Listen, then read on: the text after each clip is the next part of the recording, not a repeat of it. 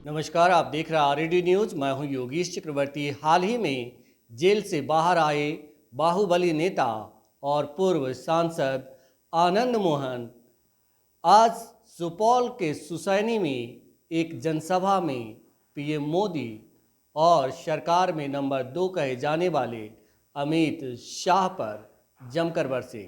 यही नहीं, उन्होंने बीजेपी की एक तरह से कहें तो पूरी जन्म कुंडली खंगाल दी और कहा कि बीजेपी ने बिहार में अपना पैर उनके कंधों पर पैर रख करके पसारा है। यही नहीं, आनंद मोहन आरजेडी के राष्ट्रीय अध्यक्ष लालू प्रसाद यादव और बिहार के मुख्यमंत्री नीतीश कुमार के कसीदे भी पढ़ते नजर आए। लेकिन जिस तरह से आनंद मोहन बीजेपी पर हमलावर दिखे, इसका अनुमान शायद ही किसी ने किया होगा। लेकिन सुनिए किस तरह आनंद मोहन ने बीजेपी की पूरी जन्म कुंडली खंगाल कर रख दी। आज उस शहादत को भुलाने की बात की जाती है, आज उसको गालियां दी जाती है। काका मुगलों के इतिहास को दफन करो, मुगलों के इतिहास को दफन करो, अच्छी बात है। अपना इतिहास कहाँ से लाओगे? माफी वीर का इतिहास लाओगे जो 6 बार जेल के डर से, चक्की पिसने के डर से माफी मांगा, उसका इतिहास थोपने की कोशिश हो रही। आज संसद में उसी दिन को चुना गया जिस दिन माफी वीर सावरकर का जन्मदिन था। साथियों, ये कौन लोग थे भारत के टुकड़े करने वाले?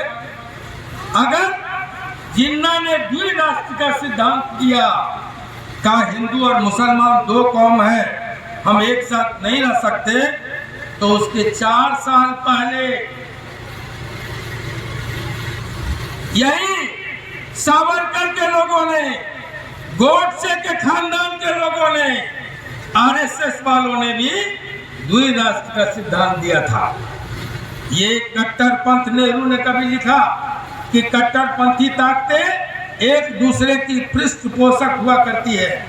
कह रहा था मेरा छोटा बेटा अंशुमन, वो सही कह रहा था। अगर आज कट्टरपंथ को हवा दे रहा है तो उसका नाम है मोदी एंड कंपनी, और दूसरी तरफ हिंदू कट्टरपंथ को अगर कोई हवा दे रहा है तो वह है मोदी एंड कंपनी, और दूसरी तरफ मुस्लिम कट्टरपंथ को कोई अगर हवा दे रहा है तो उसका नाम है ओवैसी एंड कंपनी। ये एक दूसरे के पृष्ठपोषक है। इस चालाकी को हमको समझना होगा। लालू जी से लड़े, लालू जी ने मुकदमा किया, आप कहते हैं लालू जी मुकदमा किया, तो जब लड़ाई होगी, दुश्मनी होगी, तो वहां डागा डाउन रहता है तो उसमें चुम्बन लिया जाता है, प्यार किया जाता है? नहीं, युद्ध और प्यार में सब कुछ होता है। हम लड़े लालू जी से, उन्होंने हमको फंसाया, अच्छी बात।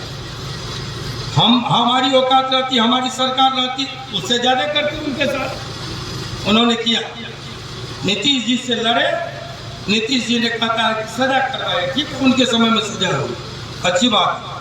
तुम एक बात का जवाब दो कि एनडीए बनाने वाले हम, अटल जी को 1 वोट की जरूरत पड़ी तो देने वाले हम, मेरे कंधे पर सवार होके हटिया बाजार के अलावा बीजेपी की पहचान नहीं थी बिहार में। यह हटिया की पार्टी थी, बाजार की पार्टी थी।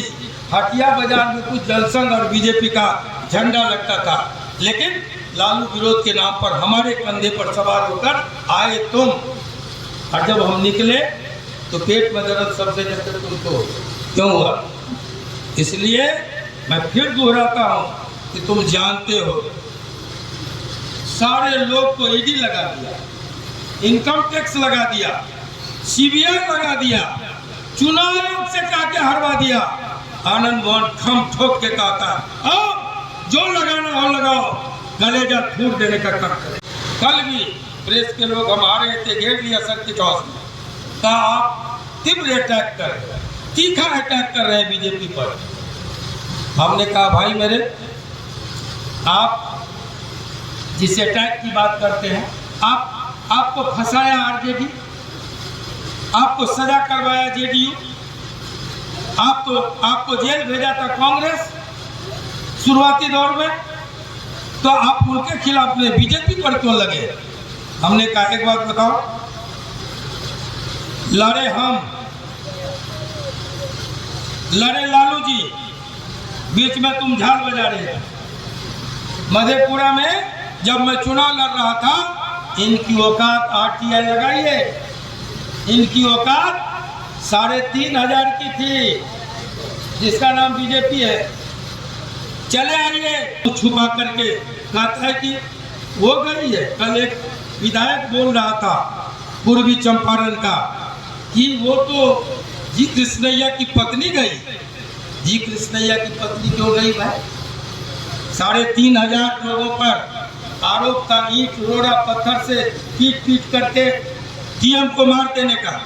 3,500 लोग छूट गए, जी कृष्णैया की पत्नी नहीं आई, विरोध कर दे। 34 लोग पर चार्ज था, 33 लोग छूट गए।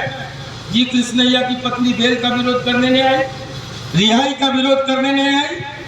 लेकिन जब हम हाईकोर्ट गए कि हमको रिहाई मिले, तो जी कृष्णैया की पत्नी आ गई।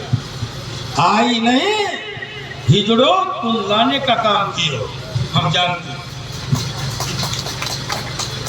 जब हम सुप्रीम कोर्ट गए, सारे लोगों में से किसी का विरोध नहीं, लेकिन जब हम रिहा हो गए, हम बाहर आ गए, तो फिर जी कृष्णैया की पत्नी अवतरित हो गई, सुप्रीम कोर्ट चली गई। कौन ला रहा है? कौन इसको पर्टिकुलराइज कर रहा है? और छोड़ो, बेनकाब तुम तब हो गए जब तुम्हारा एक केंद्रीय क्या हो गया। किसी ने कहा, किसी ने नहीं, चाणक्य ने कहा, आचार्य चाणक्य बहुत बड़े दार्शनिक हुए, उन्होंने कहा कि जब राजा होगा व्यापारी तो प्रजा होगी भिखारी। आज वो चरितार्थ हो रहा है। 2 गुजराती देश को बेच रहा है और 2 गुजराती देश को खरीद रहा है। मैं नाम नहीं लूंगा, आप लोग सब जानते हैं, नाम लेने में कोई हर्जा नहीं है, लेकिन आप समझ रहे तो बेकार की बात है कहना। साथियों, रेल बेच दिया, सेल बेच दिया, जहाज बेच दिया, बंदरगाह बेच दिया, LIC बेच दिया।